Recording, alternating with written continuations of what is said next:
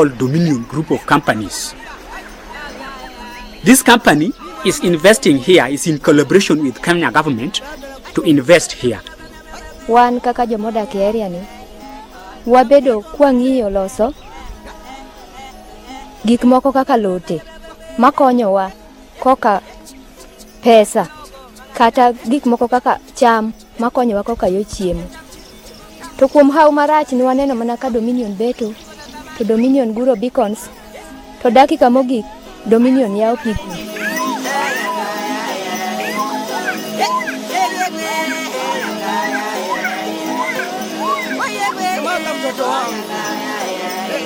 Kaka an ne pio pongo ka kalure gi Dominion moda jaki ot makoro chuna mondo mia adar kena chaka dhi kama chielo. Yote ilikuwa chakula huku. Wote paka huku kulikuwa chakula. Sasa hii vyote vimeenda na maji. Tokisha pida. Tonyo wano biro maduong. Ero, mogoli ero.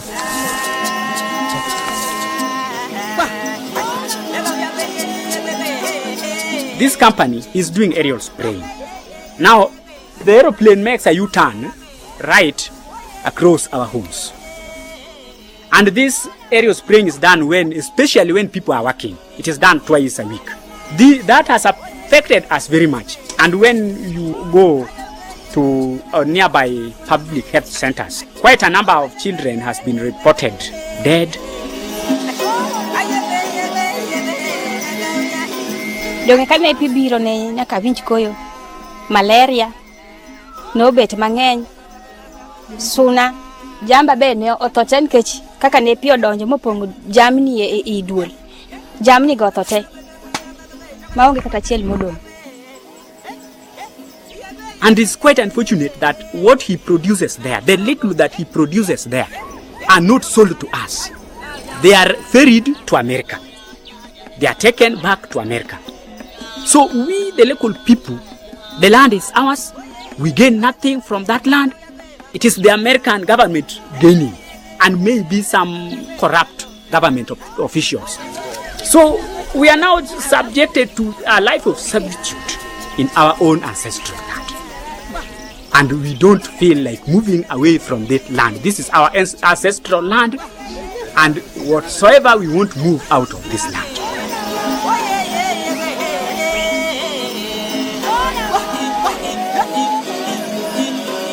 Neoliberalism managed to bankrupt many of the economies of the South, which allowed international capital to take over.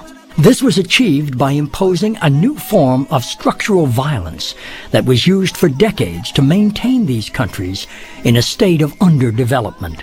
Such violence was implemented by the dictators of the South and their repressive apparatus, which finally brought social unrest that was unkind to the free market economies. The special agents and economic hitmen were born and became the new, less visible means to maintain such control over the globe's resources.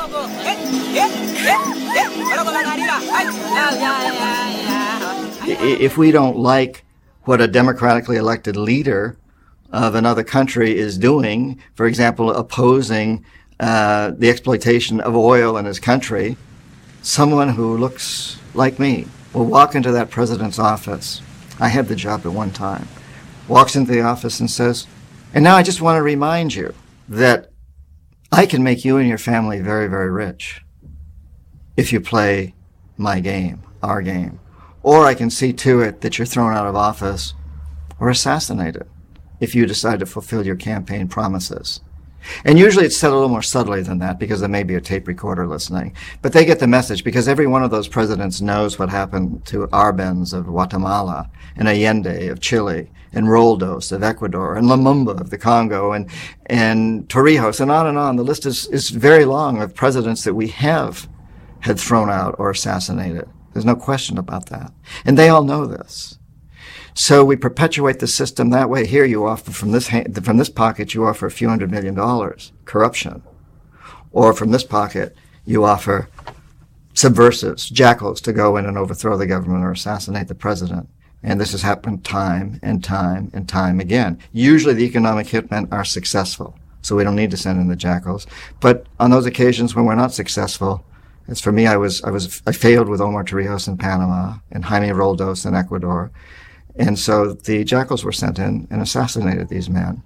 In fact, the CIA was the private army of the president, being used for highly dubious, virtually invariably disastrous interventions in other people's countries, starting with the overthrow of the Iranian government in 1953 for the sake of the British Petroleum Company. We declared that the elected prime minister of Iran, Mohammad Mossadegh, was a communist. The Pope would have been a better candidate. That is to say, he was simply trying to regain some control over Iranian oil assets, and the British wanted him out and talked Eisenhower into doing the dirty work. We did the same thing in Iraq under Qasem, who was a very popular president of Iraq and decided that he wanted to get more of the profits from Iraqi oil to go to the Iraqi people, not to the foreign companies. So we decided he had to go. He had to be assassinated. We sent an assassination team in the early 60s. It was headed by a young man at the time who failed and got wounded in the process and had to flee the country. That was Saddam Hussein. He was our hired assassin. He failed, so the CIA went in directly and had Qasem publicly executed on Iraqi television and put Saddam's family in power. There is no question that over the years, the government has used its imperial apparatus for economic purposes, for the advantage of American firms. Perhaps the best examples are the United Fruit Company in Central America, and that is after the overthrow of the government of Guatemala in 1954 by brutal, very brutal means against a small and defenseless country. Over the years leading to civil war, police repression, at least 200,000 Guatemalan civilians have lost their lives. All of this was done because the United Fruit Company objected to some rather modest proposals for land reform. You could carry it on to the CIA's intervention against Allende in order to bring to power probably the most odious military dictator in the Cold War period, General Pinochet. Here the interests were primarily of IT&T Company. They participated closely, that is International Telephone and Telegraph, participated closely with the CIA in financing and funding and plotting the coup against Salvador Allende. Also equally in Chile, the mining interests of the big copper firms. One of the things that American imperial power has long been used in Latin America in order to protect the interest of extractive industries in very poor countries such as Bolivia and places of that sort. On the very few instances when neither the economic hitmen nor the jackals are successful, then and only then do we send in the military. And this is what happened in Iraq. The economic hitmen were unable to bring Saddam Hussein around. The jackals were unable to take him out. He had very loyal guards and he had look-alike doubles, so it was difficult to take him out. And so we sent in the military. Iraq represents an instance of what I've called military neoliberalism. It represents an attempt now to push forward the American neoliberal project, previously attempted to be secured through hegemonic consensual means militarily. It's as if the United States is using classic late 19th century gunboat diplomacy to break down the doors of markets, to push forward its agenda. So that's how I see it. Not that it's not about oil at all, but this isn't in any simple sense about getting that black stuff.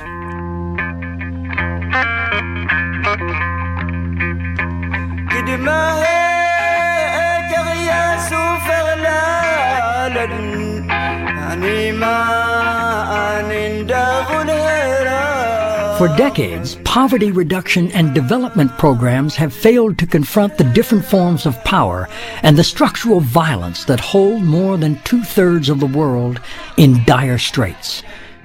Our chosen economic model has created a global situation in which today less than